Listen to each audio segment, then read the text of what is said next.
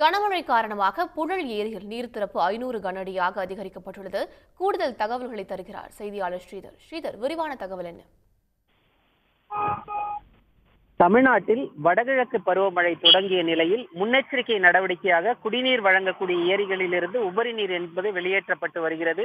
சென்னைக்கு குடிநீர் வழங்கக்கூடிய முக்கிய ஏரிகளில் ஒன்றான புழல் ஏரி என்பது ஏற்கனவே மழைக்காலங்களில் உள்ள பாதுகாப்பு கொள்ளளவை தாண்டியதன் காரணமாக கடந்த 15ஆம் தேதி முதல் உபரி நீர் என்பது வெளியேற்றப்பட்டு வருகிறது.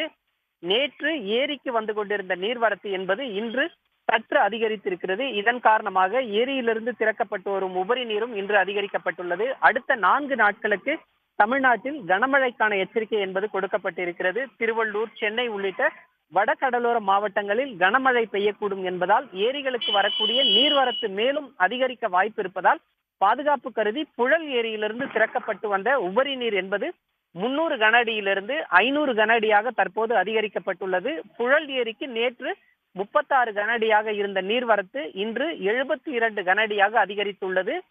3300 மில்லியன் கன அடி கொள்ளளவு கொண்ட புழல் ஏரியில் நீர் இருப்பு என்பது 2732 மில்லியன் கன அடியாக உள்ளது. 21.2 அடி உயரம் கொண்ட புழல் ஏரியில் 18.61 அடி உயரத்திற்கு நீர் தற்போது நிரம்பி இருக்கிறது. இந்த புழல் ஏரியிலிருந்து திறக்கப்பட்டிருக்கக்கூடிய இந்த உபரி நீர் என்பது 13.5 கிலோமீட்டர் தூரம் பயணித்து எண்ணூரில் சென்று கடக்கிறது.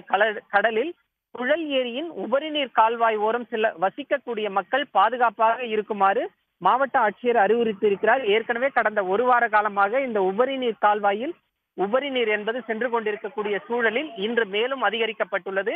கனமழை காரணமாக புழல் ஏரிக்கு நீர்வரத்து மேலும் அதிகரித்தால் ஏரியிலிருந்து வெளியேற்றப்படக்கூடிய இந்த உபரி நீர் என்பது மேலும் அதிகரிப்பதற்கான வாய்ப்பு இருப்பதால் புழல் ஏரி கரையோரம் வசிக்கக்கூடிய மக்கள் பாதுகாப்பாக இருக்க வேண்டும் எனவும், ஏரியில் சென்று பார்ப்பது, வேடிக்கை பார்ப்பது, துணி துவைப்பது, குளிப்பது போன்ற எந்த செயல்களிலும் ஈடுபட வேண்டாம் எனவும் மாவட்ட ஆட்சியர் பிரதாப் அறிவுறுத்தியுள்ளார்.